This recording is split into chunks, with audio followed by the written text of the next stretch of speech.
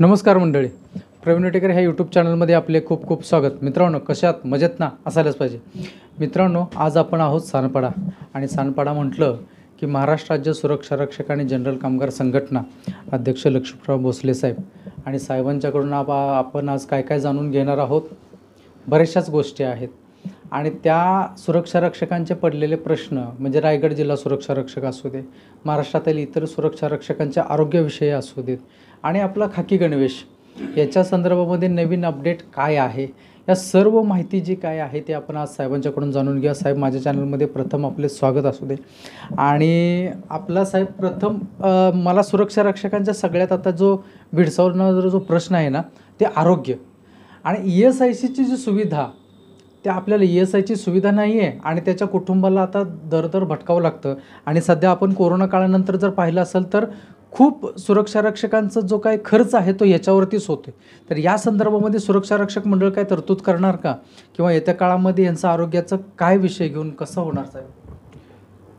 प्रवीण विटेकरजी, सर्वप्रथम तुमचे आभार मानतो की महाराष्ट्रातील तमाम सुरक्षा रक्षकाला तुमच्या चॅनलच्या माध्यमातून जी माहिती प्राप्त होते, म्हणजे बरेचसे सुरक्षा रक्षकांच्या मनामध्ये जे गैरसमज निर्माण झालेले होते किंवा जे गैरसमज निर्माण व्हायचे ते हळूहळू चॅनल बघितल्याच्यानंतर ते दूर व्हायला लागले. खरं काय, खोटं काय, आणि आपण कुणावरती विश्वास ठेवला पाहिजे, कुणावरती नाही ठेवला पाहिजे, काय चुकीचं होतं आहे, काय बरोबर होतं आहे, याची कारणमीमांसा आता सुरक्षा रक्षक करायला लागले. हे आम्हालासुद्धा जाणवायला लागले. आणि त्याच्यामुळं प्रत्येक युनियन, प्रत्येक संघटना ही सुरक्षा रक्षकांचीच संघटना आहे, सुरक्षा रक्षकांचीच युनियन आहे आणि ते सुरक्षा रक्षकांचंच प्रतिनिधित्व करतात. हे कुणाची वैयक्तिक नसतं, मालमत्ता नाही की त्यानं आपलं एकटा चलो रे किंवा माझ्या मनात येईल ते मी केलं पाहिजे किंवा दुसऱ्याच्या मनात येईल ते झालं पाहिजे, असातला काय हा भाग नाही. सुरक्षा रक्षकांचं आरोग्य सर्वात प्रथम, की आरोग्य हे फार महत्त्वाचा विषय आहे. आणि आरोग्याच्यामुळं किती जरी पगार सुरक्षा रक्षकाला जरी असला आणि तो पगार जर त्याला तो टिकवायचा असेल किंवा तो पगार सत्कर्मी लावायचा असेल किंवा शेविंग करायचं असेल, भविष्याची जर स्वप्न बघायचं असतील, तर त्या पगारातून तो काहीतरी बॅलन्स ठेवायचा प्रयत्न करतो. पण ह्या आरोग्यामुळं त्याच्या कुटुंबामध्ये कोण आजारी असलं किंवा मुलं बाळ आहेत, बायका मुलं आहेत, सर्व आहेत, आणि त्यांना जर हॉस्पिटलायझेशनमध्ये जर ते पैसे खर्च करावं लागत असेल तर त्याची भविष्याची पुंजी राहत नाही. तर ह्याच्यासाठी ESIची जी स्कीम आहे ती सर्वात उत्तम आहे. पण तुम्ही आता बघितलं असेल तर या सुरक्षा अधिकारी, सुरक्षा पर्यवेक्षक हे त्या स्कीमच्या बाहेर गेलेले आहेत. आणि सुरक्षा रक्षक मंडळ जे स्कीम चालवतं ह्या सुरक्षा अधिकाऱ्यांची, ती ESIची कमी केली. पण ते ॲक्सिडेंटल इन्शुरन्सच आहे. मी मंडळाच्या अध्यक्ष साहेबांशी, सचिव साहेबांशी ज्यावेळेला आम्ही चर्चा केली त्यावेळेला त्यांना सांगितलं की कामगार कायदे आणि त्यांना मिळणारे जे बेनिफिट आहेत, तर हे सुरक्षा रक्षक हा सुरक्षेचं काम करतो.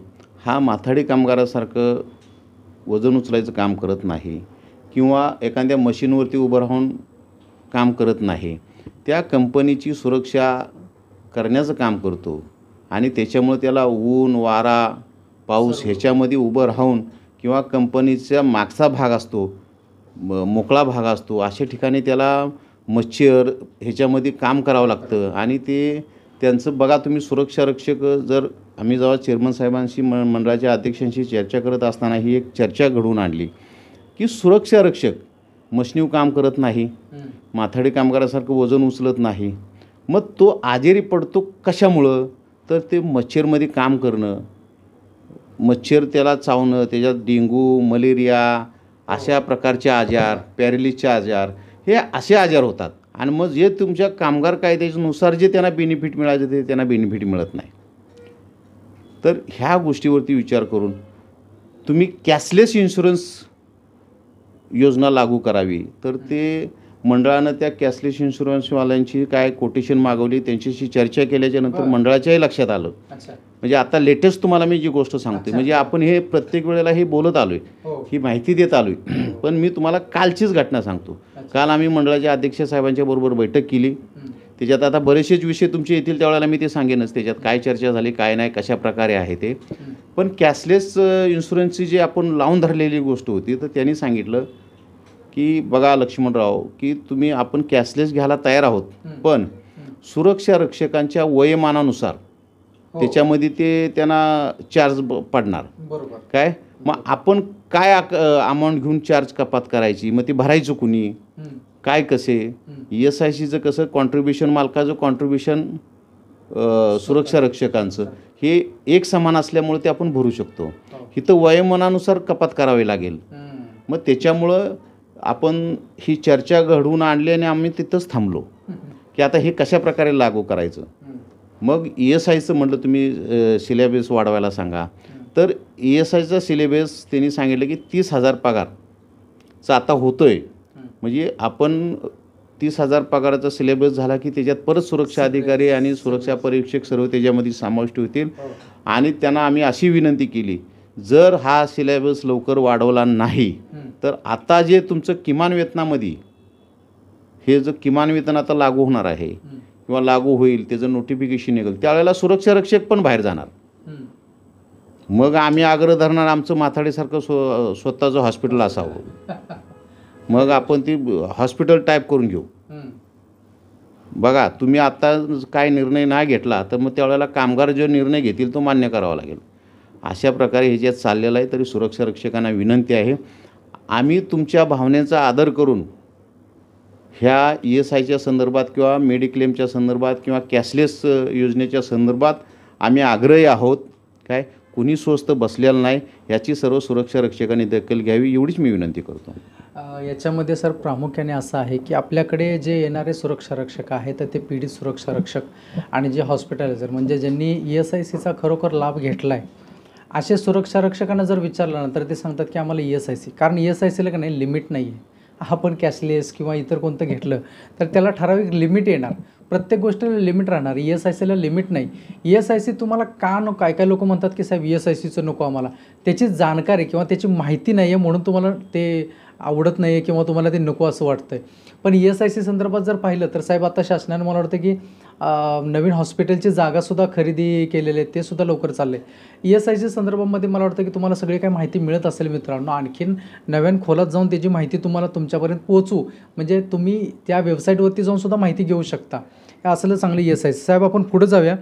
कायद्याची अंमलबजावणी 23वा कलम आणि कैलासवासी माधवराव भोसले साहेब यांनीसुद्धा खूप अथक प्रयत्न आणि खूप मोठे मोठे मोर्चे आंदोलने झाले, परंतु 23वा कलम जे आहे ते काही रद्द झालं नाही. त्याच्या अंतर्गत जे सूट आहे आणि त्या सुटीचा एवढा फपावा झालेला आहे आत्ता की ठेकेदारांचं बघा काय आता झालं आहे, सुरक्षा रक्षक मंडळ काय झालं आहे. कसं आहे प्रवीणजी, तुम्ही जो हा प्रश्न विचारला, हा प्रश्न वास्तविक सुरक्षा रक्षकांना ह्या कायद्याची माहिती आणि अंमलबजावणी काय याचा अर्थ पहिला समजून घेतला पाहिजे. बघा कैलासवासी माधवराव भोसले साहेबांनी काय, जसं एखादा मूल जन्माला येतं त्याला त्याचे आईवडील कारणीभूत असतात किंवा आईवडील त्यांना त्या मुलाला जन्म देतात, त्याचं जडणघडण करतात, त्याचं पालनपोषण करतात आणि त्याला घडवतात.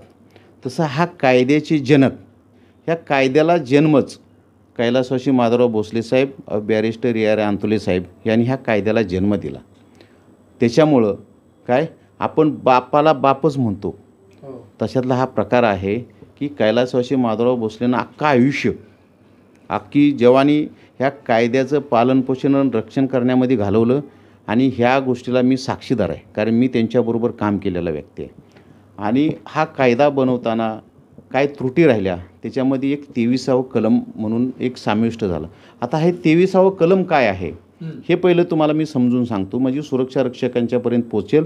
हे सुरक्षा रक्षकांनी लक्षात घेतलं पाहिजे. म्हणजे ज्या आस्थापनेमध्ये जे सुरक्षा रक्षक काम करतात त्याच्या आजूबाजूला जे एजन्सीचे सुरक्षा रक्षक काम करतात त्यांना न्याय मिळवून देण्यामध्ये हा मोलाचा घटक ठरू शकतो.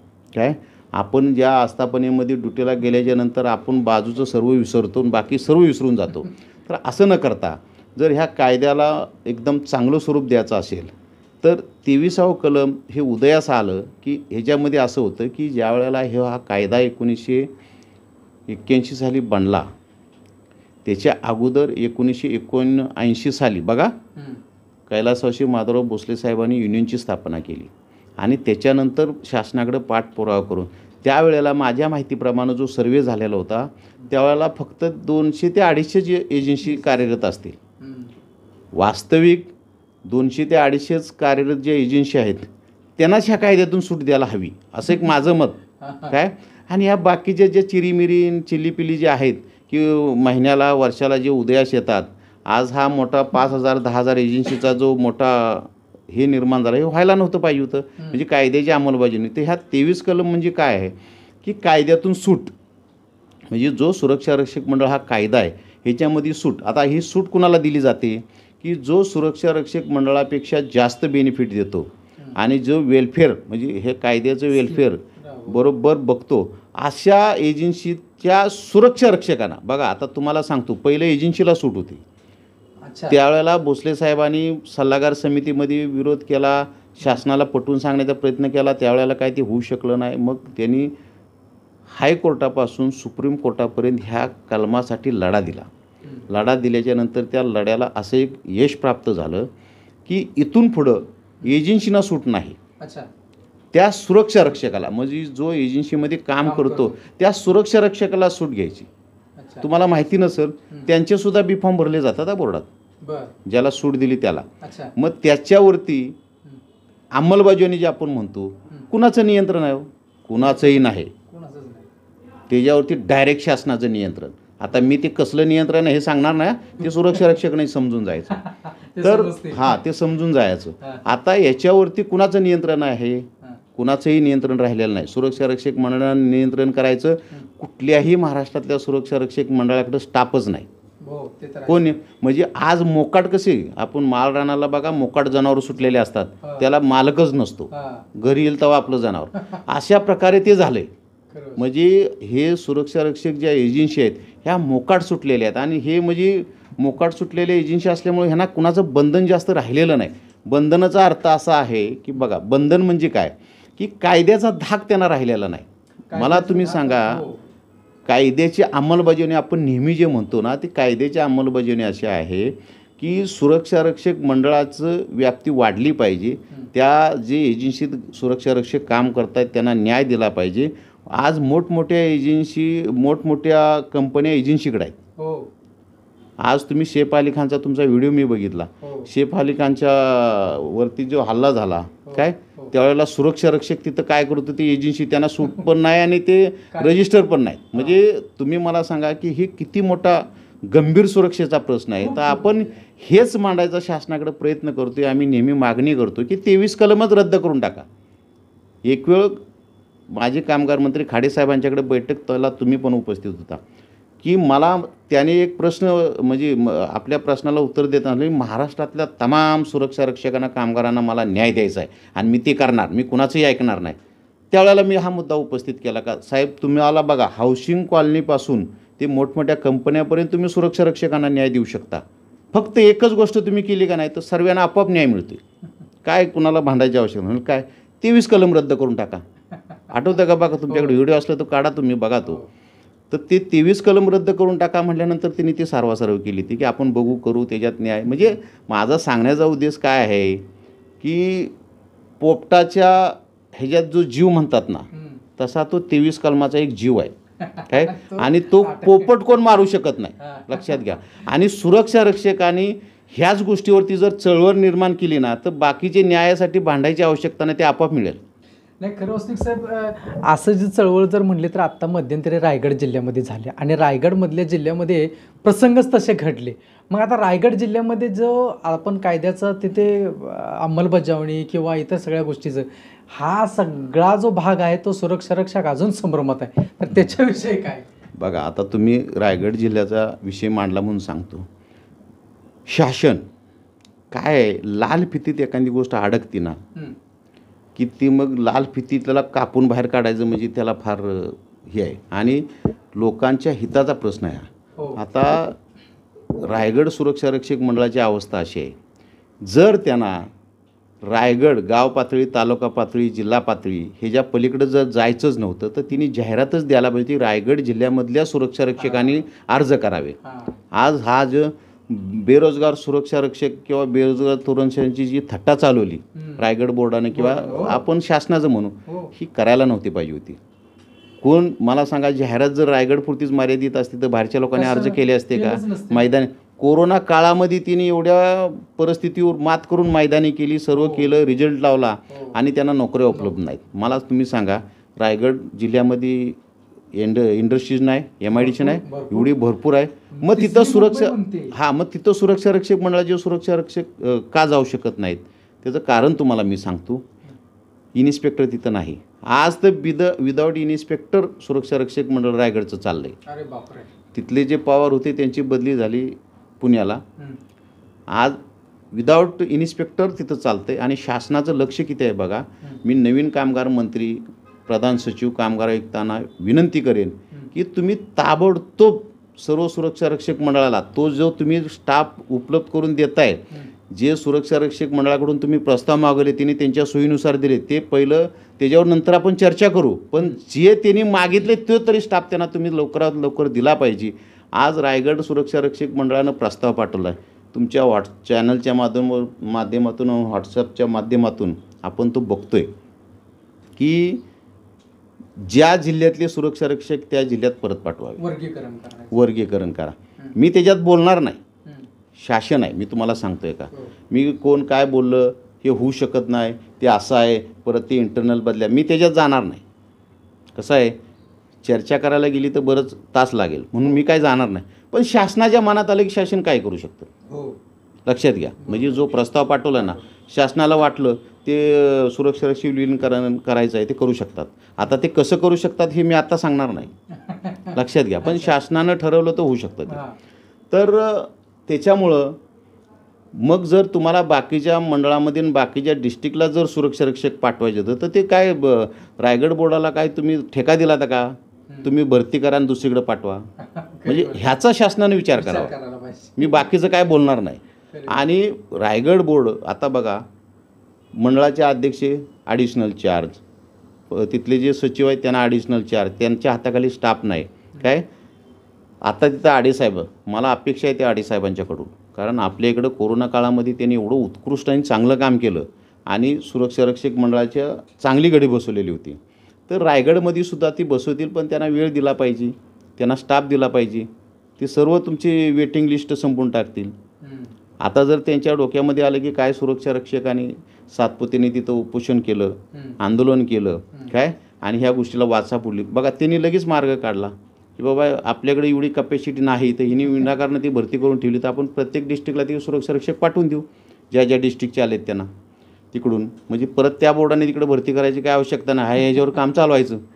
तर हा जो भाग आहे हा काय मजाक करण्याचा भाग नाही किंवा हे नाही, मी आपला बोललो. पण जे सुरक्षा रक्षक काम करत आहेत त्या सुरक्षा रक्षकांच्या हाताला काम मिळालं पाहिजे. तुम्हाला गेल्या आठवड्यात तुमचा चॅनल बघून रायगडचे सुरक्षा रक्षक माझ्याकडे आलेले होते, लक्षात घ्या काय. आपल्याकडं जी म्हाडा आस्थापना नोंदीत आहे, तर रायगडमध्ये म्हाडाला सुरक्षा रक्षक पाहिजे तर त्यावेळेला इकडून त्यांना सांगितलं की तुमच्या त्या बोर्डातून तिकडे माणसं पाठवा. तिथं 40 सुरक्षा रक्षक काम करत होते, त्याच्यामधले 21 सुरक्षा रक्षक त्यांनी कमी केले, त्यांच्या पगाराचा प्रश्न होता. तर त्यावेळेला त्यांना मी समजून सांगितलं की बाबा आस्थापना पेमेंट करते, त्यांना किती सुरक्षा रक्षक पाहिजेत काय नाही. पण आता तिथं परिस्थिती अशी आहे की वेटिंगवर आला की त्याला नोकरी मिळत नाही, म्हणजे परत त्याच्या संसाराचा गाडा थांबला. म्हणजे काय झालं आहे, शासनानं किंवा सुरक्षा रक्षक मंडळाने एका गोष्टीचा विचार केला पाहिजे की आपण नोंदीत करतोय जे सुरक्षा रक्षक किंवा त्यांना जर नोकरी नाही मिळालं तर त्याच्या कुटुंबाचं काय, बरोबर. तर ह्या गोष्टीचा शासनानं गांभीर्यानं विचार करावा अशी माझी अपेक्षा आहे. किंवा भविष्यात हे आंदोलन परत मोठं होणार की प्रत्यक्ष यादीवरती ह्यांना लिमिटेशन आहे, 5% सुरक्षा रक्षक ठेवायचे किंवा 10% ठेवायचे, ह्याच्यावरती वेटिंगवरती ती सुरक्षा रक्षक ठेवू शकत नाहीत काय. तर आमचं सुद्धा मत हेच आहे की जर वेटिंगवरती सुरक्षा रक्षक ठेवायचे आहेत तर तुम्हाला त्यांना वेटिंग भत्ता हा द्यावाच लागेल, अशी मागणी पुढाकार घेणार. जर अशी भरती करून जर वेटिंगला सुरक्षा रक्षक ठेवणार असतील आणि त्यांना नोकरी मिळत नसेल तर त्याच्या कुटुंबियानं कसं चालवायचं याचा विचार शासनानं करावा. साहेब तुम्ही जर म्हणालात का नाही आता वेटिंग भत्ता जर महाराष्ट्रातल्या इतर जिल्ह्यामध्ये पाहिले ना तर आपले चॅनल पाहणारे सगळे सुरक्षा रक्षक आहेत ते तुमच्याशी संपर्क करतील आणि साहेब म्हणतील ते महाराष्ट्रभर लागू करा सगळ्यांना. महाराष्ट्रभर लागू करणार. महाराष्ट्रभर तर महाराष्ट्रभर कुठल्याही सुरक्षा रक्षक मंडळामध्ये जर प्रत्यक्ष यादीनं वरती जर त्यांनी जास्त सुरक्षा रक्षक ठेवली किंवा मंडळाच्या नाकर्तेपणामुळं किंवा त्या निरीक्षकाच्या आता शासनाकडे आपण मागणी करणारच आहे. आता काय स्टेबल सरकार आहे काय, आता असं मंत्रिमंडळ स्थापन झालंय किंवा आपापला कार्यभार सांभाळत आहेत. आमची प्रामुख्यानं मागणी असणार आहे की एखादी मंडळाची आस्थापना जर सुरक्षा रक्षक मंडळातून जर तुटली तर तिथं ती काय बिगर सुरक्षा रक्षकांची आस्थापना काम करत नाही. एजन्सीचे सुरक्षा रक्षक जर कायद्यात तरतूद आहे तिने काम नाही तिथं करायचं. मंडळाच्या नोंदीत आस्थापनामध्ये तिने पुरवायची नाहीत सुरक्षा, मग ती का जाते, मग ती कुठले सुरक्षा रक्षक ठेवतात आणि कुणामुळे तुटली त्या व्यक्तीवर म्हणजे आता तिथं निरीक्षक आला, सिनियर आला, सर्वे आले तर त्याची सखोल चौकशी होऊन त्या जर दोषी मंडळाचे अधिकारी असतील तर त्यांच्यावर सुद्धा कारवाई झाली पाहिजे. कारण मंडळाची आस्थापना तुटून आता तुम्हाला मी माहिती दिली तर तुम्ही पण आश्चर्य कराल, सुरक्षा रक्षकांना पण ते लक्षात येत नसेल. मंडळाच्या जवळजवळ कितीतरी अर्ध्याच्या वर आस्थापनामध्ये एजन्सीचे गार्ड काम करतायत. खरी गोष्ट आहे साहेब, असं आहे, खरी गोष्ट आहे. मंडळाचं तर आहे साहेब. आता तुम्ही आपल्याला जो भत्ता म्हणलात की बाबा त्या सुरक्षा रक्षकांना मिळाला पाहिजे, तसेच आपले जे नोंदीत सुरक्षा रक्षक आहेत काम करतात ते म्हणतात साहेब पगारवाढ कधी होणार तेवढी सांगा की आम्हाला किमान वेतन मिळणार की नाही. केंद्र शासनानं दिले ते लागू होणार की महाराष्ट्र शासनानं जे 12 ऑगस्ट रोजी जे निवेदन काढलं होतं ते लागू होणार. आता याच्यामध्ये शासनाने काय निर्णय घेतला आहे का किंवा ह्या आता येणाऱ्या ह्याच्यामध्ये आपल्याला आता बेसिक ह्याच्यामध्ये किमान वेतन म्हणजे आपला DA जो आहे तो आता फेब्रुवारीच्या 1-2 तारखेला डिक्लेअर होतो, तर त्याच्यामध्ये काय होणार, काय नव्याने काय असं आहे का, त्याच्याबद्दल काय माहिती? काय बघा, सुरक्षा रक्षकांना पगारवाढ म्हणजे फार महत्त्वाची असते, पण तुम्ही 2 विषय मिक्स करू नका. अच्छा, तुमची जी महागाई भत्ता वाढ होतो तो भाग वेगळा आहे, लक्षात घ्या, आणि किमान वेतनाचा भाग वेगळा आहे. मागच्या वेळेला ज्यावेळेला किमान वेतनमध्ये जो वाढ झाली ती त्यावेळेला आपण DA बेसिकमध्ये मर्ज केला होता काय, आणि नंतर DA नव्यानं लागू केला होता नवीन सिस्टीमनुसार, बरोबर. पण आता त्यांनी ऑगस्ट महिन्यामध्ये 12 ऑगस्टला जी जाहिरात दिलेली होती त्या जाहिरातीचा अर्थ मी मागेही तुम्हाला समजून सांगितला आहे, परत तुम्ही विचारलाय प्रश्न तर परत एक वेळ समजून सांगतो की 12 ऑगस्टला जी जाहिरात दिली किमान वेतनाची, त्याच्या जे अपग्रेडेशन करायचं होतं काय, त्या जाहिरातीची आणि आपल्या जर बेसिकची जर हे काढली तर 2,000चा ते 2,500च्या आसपास फरक जाणवतो काय. मग आता जो DA बेसिकमध्ये मर्ज करून करतायत का ते तसाच ठेवून हे करतायत ते आता महाराष्ट्र शासनाची जी कमिटी असते ती ठरवते, तुम्ही आम्ही ठरवू शकत नाही. पण वाढ हे 100% होणार. काय होणार? वाढ ही 100% होणार. आणि मी सर्व सुरक्षा रक्षकांच्या मनामधली किंतु परंतु काढून टाकतो की वाढ झाल्याच्या नंतर मी कुशलमध्ये आहे की अर्धकुशलमध्ये आहे का अकुशलमध्ये आहे, तर आपला सुरक्षा रक्षक हा स्वतः निर्णय घेतो. बघा, त्या कुशलचा अर्थ सांगतो तुम्हाला. कुशल म्हणजे स्वतः निर्णय घेणारा कामगार. तर सुरक्षा रक्षक ज्या वेळेला कुणी मालक नसतो तेव्हा सुरक्षा रक्षकातून तो स्वतः निर्णय घेतो, त्याच्यामुळं आपण कुशलमध्ये मोडतो. कशामध्ये? तर ती कुशलची धरून आपण ते करणार. त्याच्यामुळं आता 12 ऑगस्टला जाहिरात दिल्यावर त्याला 3 महिन्याचा कालावधी द्यायला लागतो. त्याच्यानंतर सजेशन ऑब्जेक्शन असतं त्याच्यामध्ये, कुणाचे ऑब्जेक्शन सजेशन आले त्याच्यावरती परत बैठक होती, मग त्याच्यात दुरुस्ती होती. तर मध्ये इलेक्शनच्यामुळं आणि आचारसंहितामुळे ते काय होऊ शकलं नसेल. आता सरकार आलेलं आहे, आता ते होऊन जाईल. काय 1 महिना 2 महिना पण होणार ते, त्याच्यात काय तो भाग आणि DAचा भाग वेगळा आहे. चालेल, ठीक आहे साहेब, त्याच्यामध्ये तर होईलच जाईल. परंतु महाराष्ट्रातल्या सुरक्षा रक्षकांना आहे की साहेब खाकी गणवेश, त्या खाकी गणवेशचं तेवढं सांगा की हो साहेब, नव्यानं अपडेट काय आहेत? मध्यंतरीच कामगार मंत्री महोदयाकडे आपले शहापूर मुरबाड समूहाचा जो सुरक्षा रक्षक आहे ते गेले होते आणि त्यांनी सांगितलं होतं की सुरक्षा रक्षक मंडळामध्ये एक डेमो असा लावा साहेब, आणि सुरक्षा रक्षक मंडळामध्ये अध्यक्षसुद्धा म्हणले होते की लावणार आम्ही, ते करणार. तर या सगळ्या गोष्टीचं आत्तापर्यंत कुठंपर्यंत आलं आहे किंवा काय नवीन अपडेट काय आहे साहेब? बघा, मुरबाड शहापूरचे सुरक्षा रक्षक कामगार मंत्री महोदयांना भेटलेत, या आनंदाची गोष्ट आहे. ती नेहमीच सुरक्षा रक्षक तिथल्या आघाडीवरती असतात, त्याच्यामुळे त्यांचं अभिनंदन, त्यांचे फोनसुद्धा मला येतात, नेहमीच ते अपडेट घेत असतात काय. पण गणवेश, आता मला एक सांगा, खाकी गणवेशाचा प्रश्न निघालेलेच आहेत. आता त्याच्यामध्ये कोणी शंका घ्यायचा काय प्रश्न येत नाही. गणवेशाचा कपडा सुरक्षा रक्षक मंडळामध्ये आता ठेवायला जागा नाही, एवढा आपल्याकडे आलेला आहे. म्हणजे तो खरेदीसुद्धा झाला. आता राहिला प्रश्न शिवायचा. काय टेलरला शिवायलासुद्धा दिलेले आहेत. जवळजवळ आता 1,500-2,000 रुपये, आता 1,500-2,000 युनिफॉर्म शिवून तयार झालेले आहेत. दिवसाला जवळजवळ ते 300 ते 500च्या पटीनं शिवतायत. म्हणजे त्यांनीसुद्धा टेलरचं वाढ करून ते स्पीड पकडलेलं आहे.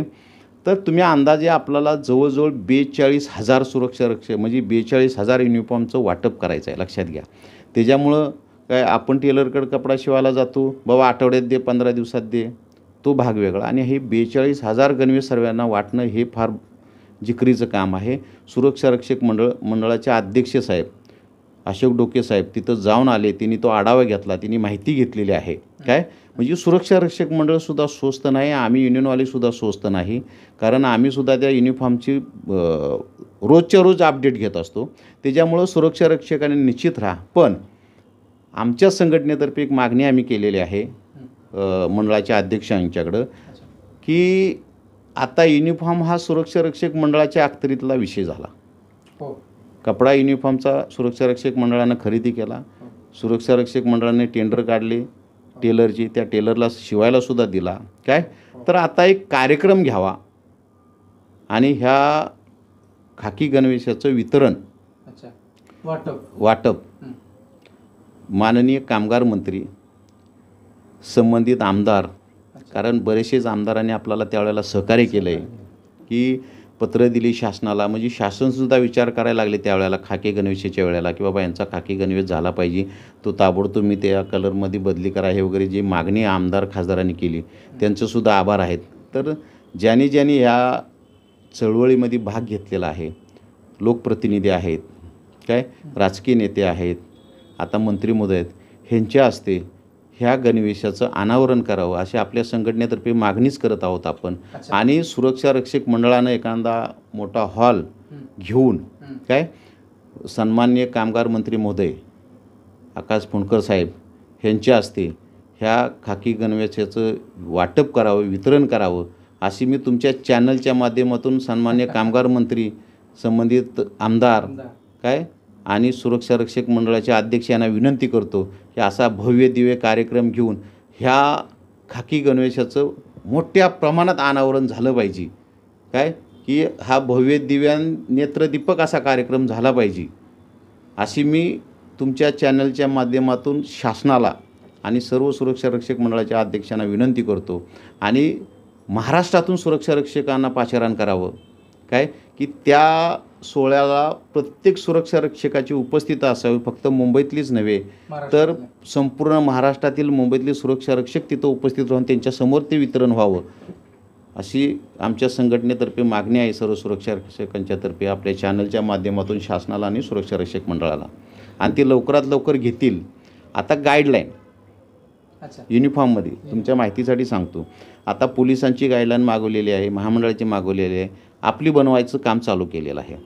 ते बनवून तयार झालं की शासनाची त्याला मंजुरी घेतली जाईल आणि युनिफॉर्म कसा वापरायचा, कशा पद्धतीत वापरायचा आणि त्याची गाईडलाईन एक असते, प्रत्येक युनिफॉर्मची गाईडलाईन असते. ती सुरक्षा रक्षक मंडळ बनवायला सुरुवात केलेलं आहे. ती बनवून झाल्याच्या नंतर प्रत्येक कंपनीला सुरक्षा रक्षक मंडळ मेल करेल, नोटीस लावेल तुम्हाला. ते म्हणजे ह्याची आपण मागणी केलेलीच आहे की पाठीमागचा ड्रेस कधीपासून हद्दपार होणार आणि हा खाकी ड्रेस गणवेश जो परिधान करायचा आहे तिची एक टाईम लिमिट घाला. टाईम लिमिट म्हणजे कसं आहे, अर्ध्या लोकांनी आपला निळा ड्रेस घालायचा आणि अर्ध्या लोकांनी खाकी असं नको. त्या आस्थापने मला दिसतायला पण बरं दिसणार नाही. तर त्या आस्थापनेला मेल करायचा की बाबा आम्ही आता खाकी गणवेश घालायला सुरुवात केलेली आहे, सुरक्षा रक्षक आता इथून पुढं खाकी गणवेश घालतील आणि कधीपर्यंत. मग तिने आता हे 42,000 युनिफॉर्म शिवून येणार आहेत, त्याचा अंदाज घेऊन मार्च, एप्रिल, मे अशा या 3 महिन्यापैकी एखादा महिना घेऊन डेडलाईन करून टाकायची सुरक्षा रक्षक मंडळानं, अशी आमची मागणीच आहे. आणि ती रोजच्या रोज आम्ही लावून धरतो. खरी गोष्ट आहे सर. धन्यवाद आपण साहेब या सर्व काही माहिती दिली त्याबद्दल. जर सुरक्षा रक्षकांना युनिफॉर्मचे जे गाईडलाईन्स आहे ना, युनिफॉर्म कसा परिधान करायचा, काय करायचा, त्याचा वापर कसा करायचा, तो ठेवायचा कसा, ह्या सगळ्या काय गोष्टी येतील. आणि ते बंधन प्रत्येक वेळी सुरक्षा रक्षक आपले मेसेज करतच असतात की साहेब खाकी गणवेश हा मिळाला आहे, खूप आनंद आहे आणि त्याचं चुकीचा गैरवापर होऊ नये असं प्रत्येकालाच वाटतं. परंतु काही सुरक्षा रक्षक असतात ते थोडंसं म्हणतात ना आपल्यामध्ये असतात, परंतु त्यांच्यावरती बंधन येईल. कधी बंधन येईल? ज्यावेळेस शासनानं परिपत्र काढलं मंडळानं आणि आपल्या आस्थापनामध्ये गेलं की ते सगळ्यांचं येईल. साहेब उशीर होते, खूप मोठा व्हिडिओ आपला झाला आहेच हा. सुरक्षा रक्षकसुद्धा एवढे सगळे काय प्रश्न होते, अजून काय प्रश्न राहिलेत आपल्याकडे, परंतु आपण पुढच्या ह्याच्यामध्ये घेऊ, पुढच्या ह्याच्यामध्ये ते घेऊ. धन्यवाद. आपण भरपूर माहिती द्यायची आहे पण वेळेअभावी आपण ते जास्त चर्चा करू शकत नाही. तरी तमाम महाराष्ट्रातल्या सुरक्षा रक्षकांना विनंती करतो, संयम ठेवा. तुमच्यासाठीच आम्ही आहोत. काय तुम्ही नाही तर तुम्ही नसाल तर आमचं काय काम आहे? कारण आम्ही हे सुरक्षा रक्षकांच्या हिताचाच निर्णय घेण्यासाठी असतो, कोण कोणाचे वैयक्तिक निर्णय घेत नाही. तरी हे तमाम महाराष्ट्रातल्या सुरक्षा रक्षकांना ह्या नवीन वर्षाच्या आणि त्यांचं आयुष्य आरोग्यदायी जावं म्हणून मी ईश्वरचरणी प्रार्थना करतो. जय हिंद, जय महाराष्ट्र. धन्यवाद साहेब. मित्रांनो, तुम्हाला समजलं असेल की साहेबांच्याकडे जर तुम्हाला नवीन युनिफॉर्म जर तुम्हाला शिलाईचा मापचा कोण घेत नसेल तर साहेबांच्या ऑफिसमध्ये इथे यायचं, आपल्या संघटनेच्या ऑफिसमध्ये. नवीन सुरक्षा रक्षक जे भरती झाले ते विचारतात साहेब काय करायचं, तर काय वरती नाही, खाली जायचं नाही, तो ऑफिसमध्ये यायचं, तुमचे फॉर्म सबमिट करून घेतले जातील.